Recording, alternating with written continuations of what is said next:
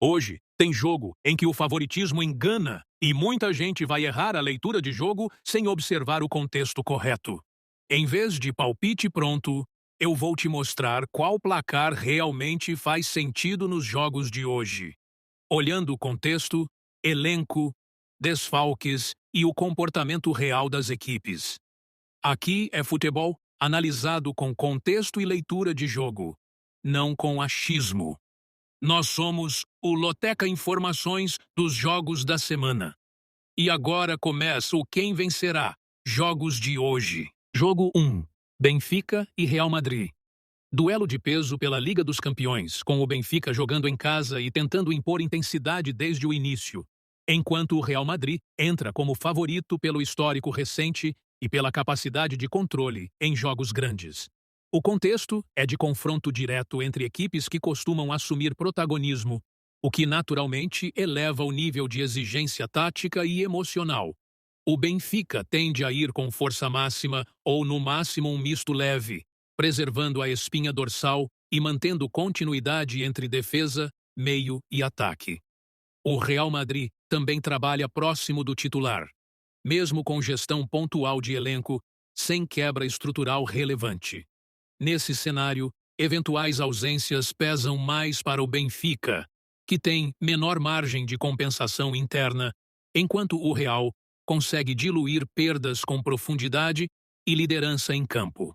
Taticamente, o Benfica busca pressão alta e velocidade pelos lados, mas fica exposto quando não consegue sustentar esse ritmo. O Real Madrid aceita momentos sem bola, controla o jogo com leitura coletiva e é extremamente eficiente na transição ofensiva, explorando espaços deixados pelo adversário. A dependência do Benfica em intensidade constante aumenta o risco se o primeiro gol não vier, enquanto o Real mostra maior capacidade de adaptação ao longo do jogo. O cenário é controlado a favor do Real Madrid, com risco administrável e vantagem competitiva clara, embora sem margem para descuido, já que o ambiente e o mando do Benfica mantêm o jogo vivo até o fim. Quer mais análises como essa? Comenta aí. Jogo 2. PSG e Newcastle. Confronto de alto nível pela Liga dos Campeões, com o PSG atuando em casa e assumindo o favoritismo pelo contexto competitivo e pela maior capacidade de controle emocional, enquanto o Newcastle chega com intensidade elevada e organização coletiva para tentar equilibrar o duelo. O PSG tende a ir a campo com escalação titular ou, no máximo, um misto leve, preservando a espinha dorsal e a continuidade entre os setores, o que mantém automatismos e reduz o impacto de ausências, enquanto o Newcastle também se aproxima do time principal, porém com profundidade funcional mais limitada, fazendo com que qualquer desfalque pese mais e reduza a capacidade de ajuste ao longo da partida. Taticamente, o PSG alterna momentos de controle com acelerações ofensivas baseadas em execução individual acima da média, conseguindo ser eficiente mesmo sem domínio absoluto, ao passo que o Newcastle aposta em pressão alta e intensidade constante, mas encontra dificuldades quando precisa baixar linhas e sustentar longos períodos defensivos.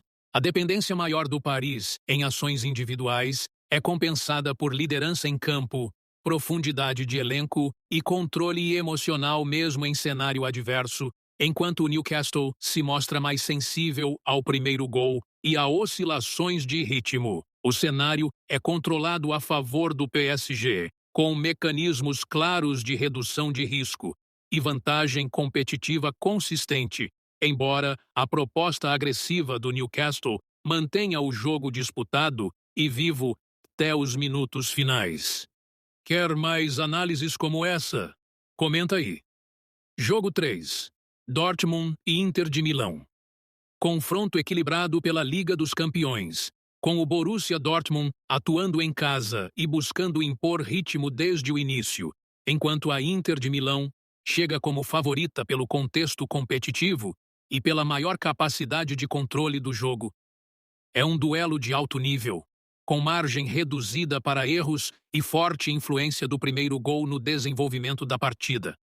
O Borussia Dortmund tende a ir a campo com escalação titular ou, no máximo, um misto leve, preservando sua estrutura ofensiva e a intensidade pelos lados, enquanto a Inter também trabalha próxima do time titular, mantendo continuidade tática entre os setores e priorizando segurança defensiva. Eventuais ausências pesam mais para o Dortmund, que depende mais de intensidade e execução coletiva constante, enquanto a Inter consegue compensar melhor com profundidade funcional e liderança em campo.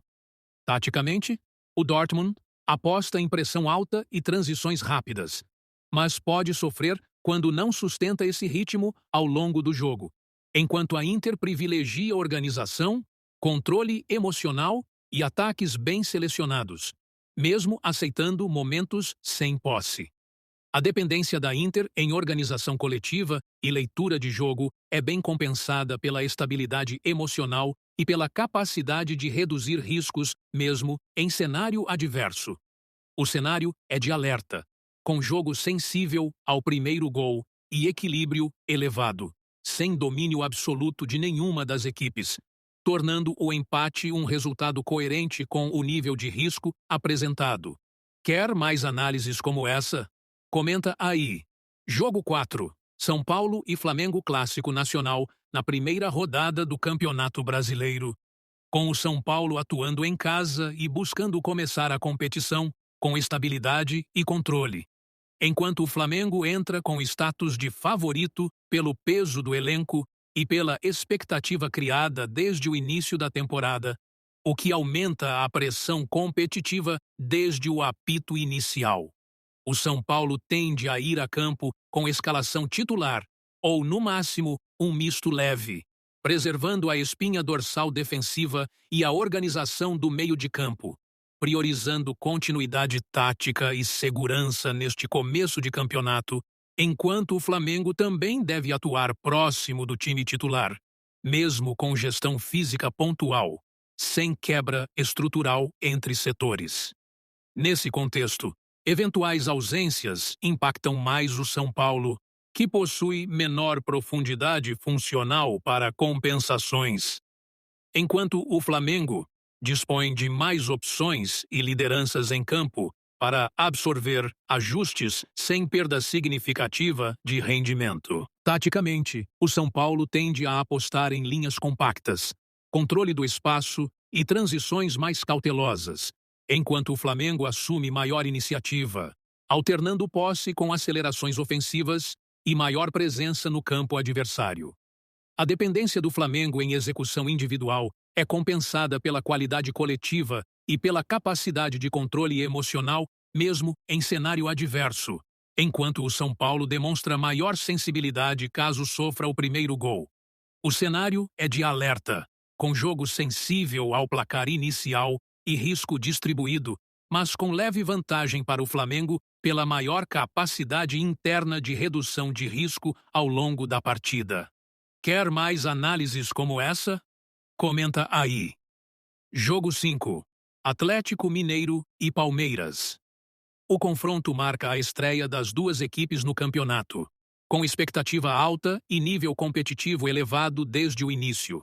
O Atlético Mineiro atua em casa e tende a iniciar com escalação titular, preservando a espinha dorsal e a continuidade entre defesa, meio e ataque, o que sustenta a estabilidade emocional e reduz riscos mesmo em um jogo de estreia. O Palmeiras também deve entrar com formação titular, seguindo seu padrão histórico de priorizar o campeonato e mantendo líderes em campo, sem sinais de rotação estrutural, o que garante automatismos preservados e forte capacidade interna de redução de risco.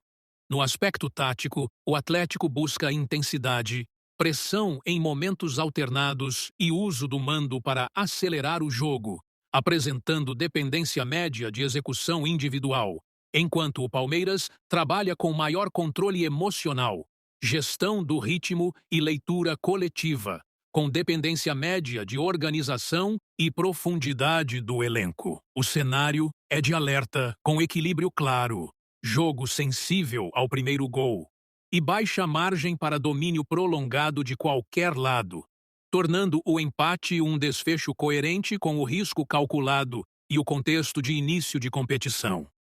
Quer mais análises como essa? Comenta aí. Se essa leitura te ajudou a entender melhor os jogos de hoje, deixa o like, porque isso ajuda muito o canal a crescer. Se inscreve no canal, porque todo dia tem leitura dos jogos e toda semana tem análise completa da loteca. Amanhã eu volto com o placar plausível dos jogos do dia. Então, passa aqui de novo. E antes de sair, presta atenção. O próximo vídeo, com essa playlist que está aparecendo na esquerda aqui na tela, tem análises das mais recentes edições dos jogos de hoje. Jogo por jogo, sem achismo, menos palpite, mais leitura de jogo. Valeu!